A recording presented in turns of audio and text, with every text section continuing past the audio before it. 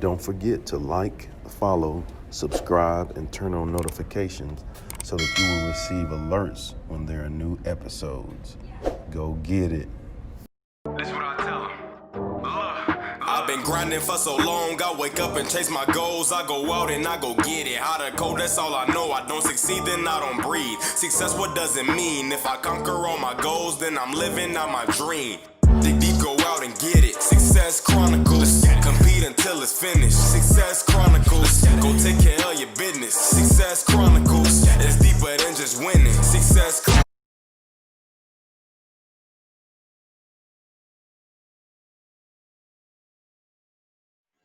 Hey, what's up, everybody? This is Chip Baker coming to you with another episode of the Success Chronicles.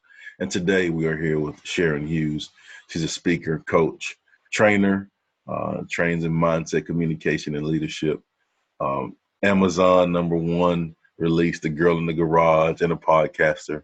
So an amazing lady doing lots of great things. And I'm so thankful to have her on this episode of the Success Chronicles. So first off, I just want to say thank you so much. Oh, thank you for having me, Chip. I appreciate you. Yes. Well, let's dive into it. If you don't mind, talk to us about your life story and track your story till now. Oh, it's a crazy life story. So you mentioned the book, The Girl in the Garage. That is just getting ready to come out. And thank you for plugging #1. We held #1 for like 4 days on Amazon and as a new release coming out. And now I dropped 2. I'm in a little duel with somebody else that has the #1 spot. We go back and forth. There you But go. that book encompasses the life story of brokenness, abandonment, abuse that I grew up with, and the steps to use to get over it. It also has my faith journey through it. Talk a lot about, who God really is. People are mad at God for what people do. And I try to say, hey, people use free will in a good way or a bad way. And if they use it in a bad way, we pay consequences. Then we get mad at God for, God, why do you let us do this? So yeah, the big point there is if you want the freedom to choose the sandwich you're going to have for lunch, well, you get the freedom to choose everything. And some people don't like that. Hey, and I'm gonna go God on you. Amen. I like it when you go God. Amen. Sharon. Yeah. Amen. So yeah, that's been a rough journey, but the funny thing is when you get to talking to people that have had tremendous success, quite often they've overcome tremendous heartbreak and hardship. And they say what doesn't kill you will fuel you and things like that. And it's true, but you do get to a point where if you're not dealing with your brokenness, it's going to come back and bite you in the rear end. So Exactly. so I unpack that in the book. Yeah. But I've done a bunch of things, and I don't even know where to start with you because it's kind of hard for me to talk about myself, to tell you the truth. So you're gonna have to just draw it out. Just pull it out of you, huh? Yep. So and that's okay. That's good. That's a good place to start. Let's talk about your career, if you don't mind. What are Oh some yeah. things that you have achieved? I know I mentioned, some of the things that you're doing, but as far Yeah. as your career path, what are some of those things? Yeah, so with the career, I fell into corporate training, which I really love. And it was kind of I think the life journey with career is it's like stepping stones. You take a step and you do something for a season and it prepares you for the next. Yeah. So the way I fell into corporate training was years ago, I had a wholesale product line. It was home decor. When I was doing that, I thought, God, this was relatively easy, and the business grew. It became an international business. I sending tablecloths to Dubai. I got a phone call from a showroom, and they go, "We just had a customer in from Dubai, and they ordered, all thousands of dollars of stuff that's going to Dubai." And I go, where's Dubai? I go, Google, where's Dubai? So, and I thought, wow, that's really something. Okay, I guess I'm doing okay there. And I thought, well, this was really easy. So I should do events for women and encourage them to pursue their passion. So that was about 10 years ago. I started putting on these entrepreneurial events. And in that course, went through some major life changes. You know, a marriage fell apart. I decided to close that business. And at that same time, I got certified as a life coach. And that was when I go, ooh, all that brokenness, it needs to be dealt with. Here we go. It's been sitting there. Yeah. Here we go. So that journey started in, that's a rough ride. That was a rough ride. I call it the bloody street fight, where you got to fight for yourself because there ain't nobody coming to save you. Doesn't matter if you're a man or a woman. Nobody's coming to save you. Like, you got to love yourself. You got to save yourself. I love that analogy because you do. I mean, you're on the island. You got to get it done. That's right. It's like playing Survivor. Yeah. Period. Yeah. You got to figure out a way to eat, literally, and make it happen. Yeah. So that took me putting on like 1 or 2 events a year. I was like, well, that's not exactly paying the bills. Mm-hmm. And I was really struggling to get clients, to get the messaging out there. So I went back into the corporate world and fell into corporate training and was just like, wow, corporate training's amazing. That's where it's at, huh? It was just, yeah. I worked for a crazy company. That's a whole other story, but they gave me free creative reign. They said, go create whatever you want to create to train people on. So this was a good sized company. They had 500 employees.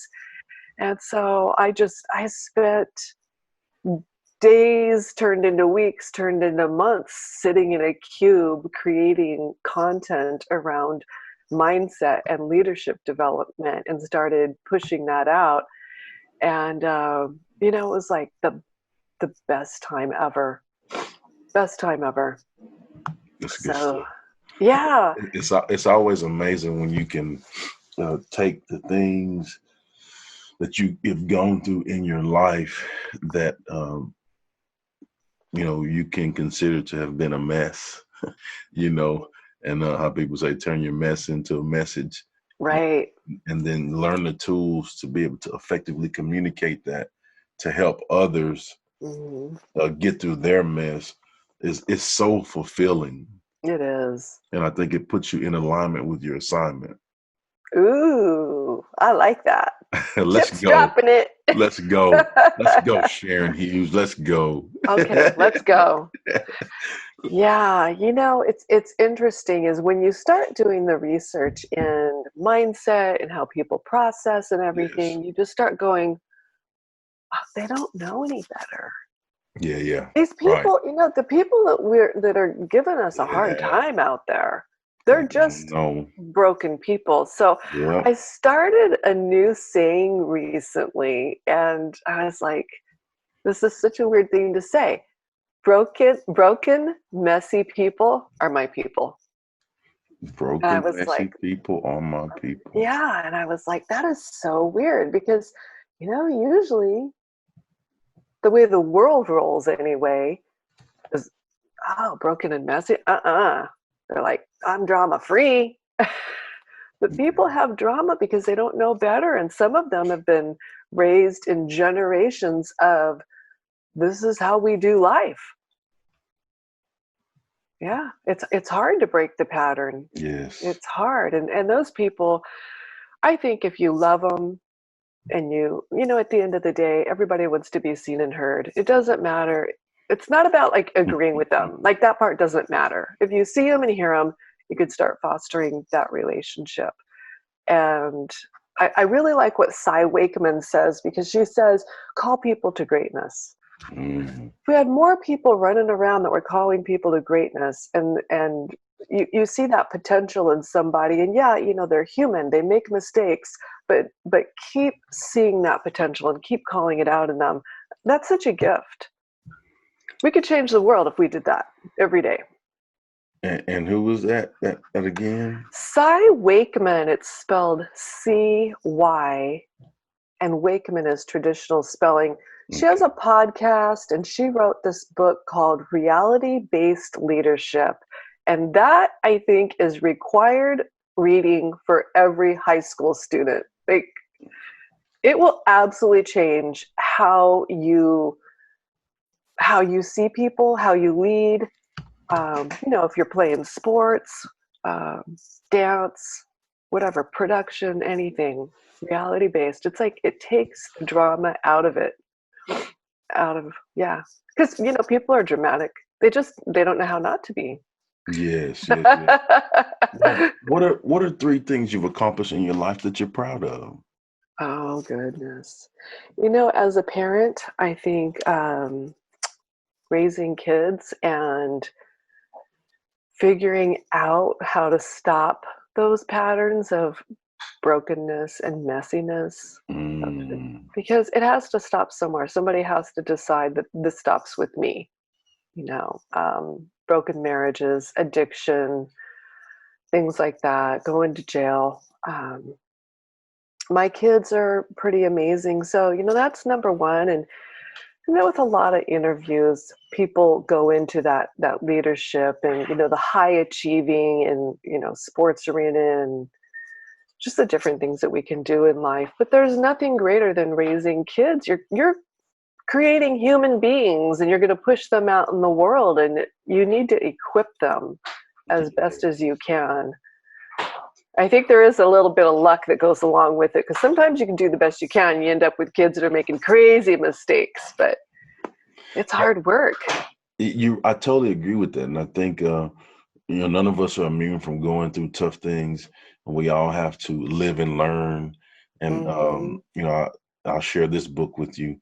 There's a book called Firsthand. Pastor here, Pastor Kerry Shook, his sons, it's written by his sons, and it's called Firsthand, and it talks about their path through following Christ. Growing up, they were taught traits and principles and things, but it was their family thing. And just like you taught your base things at home with your kids, and the kids or people that you're blessed to be around, but you have to go out on your own and take those principles and have your own firsthand experience and make your thing.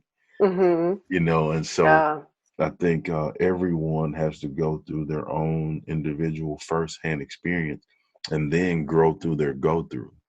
I go through some things, and that's the first book, my first book, by the way. This the title of that is Growing Through Your Go Through. That is good.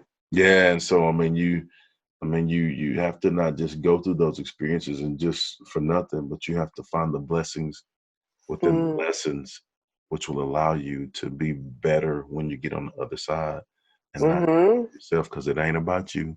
It's be better to help others. Like, just to piggyback on that, it isn't about us. However, if we are not introspective and reflective, this is what I like to do with clients. Start a what works journal, and you can work at it daily or weekly. Like, what worked this week and what didn't? And go, okay, now why? We got to reflect, because if you don't, you're just going to keep doing the same things over and over. Yes. You need that time to just really get real with yourself. Get real. If you're struggling, you need to find a mentor or a coach, somebody to hold you accountable, someone to help equip you. Yeah. But so many people, they put on that mask of hey, it's all good here, I got this, and they are falling apart inside. Even in the C-suite, friends. I've been there. We're all broken and messy people. We are. Messier people. That's my people, broken and messy. Oh, it's too early to sing. I love it. Well, let's hit on success. As I heard you describe, some of the things that you're doing, I would definitely, I definitely think that it's impactful and successful. What is your definition of success? I think when you go to bed at night and you sleep well, you know that you are succeeding. You're laying awake all night staring at the ceiling, worrying. But honestly, for me, success, I really believe it's leaving a legacy. And that doesn't have to be a monetary legacy. It's passing something on to the people that you love, the people that are in your life. They know that you're solid. They know you can be counted on. And those are the people that come to your funeral and they go, what do you remember this person for? They were true to me. They loved me when I was down. They were honest. They called me out. Hardest thing ever is to call somebody out. That's hard. But yeah, I think it's leaving a legacy is success. Because it's not money in the bank. I mean, it's great. It's great to have money and be able to leave that to your kids. Yep. But whether you have money or not, what do they remember you for? Yeah, what do people you did business with remember you for? Because when you and I were kids, your word was everything. Things were done on a handshake. Now what happened? We grew up. I signed a contract with somebody the other day and I was like, they go, what do you think of that contract? I said, this is so full of legalese. And they go, yeah, it used to be 18 pages. Now it's only 11 pages. And I'm like, he goes, did you read it? And I go, well, not really. Yeah, no. I skimmed it, but really, I don't have the time to read 11 pages of legalese because we're going to do some little itty bitty deal that we both know each other well enough to know that this, even if it falls apart, like nobody's losing anything. I was like, give me a break. Just shake my hand and give me your word. Yeah. Yeah, we're going to do both. This. You agree? You agree? Let's go. Yeah. Yeah. That's good stuff. I like how you said that, and that's so true. Well, if you don't mind sharing with the audience where they can go follow you and check you out and show you some love with all of the great things you have going on. I would love that. So yeah, you can find me at sharonhughes.net. The book comes out in January. It's The Girl in the Garage, 3 Steps to Letting Go of Your Past. So if your people are on Instagram, I'm Sharon Hughes Official. Stop by, say hello.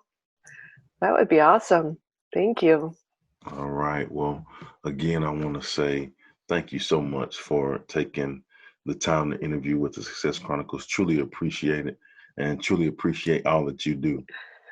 Well, thank you, Chip. It's been a pleasure speaking with you this morning.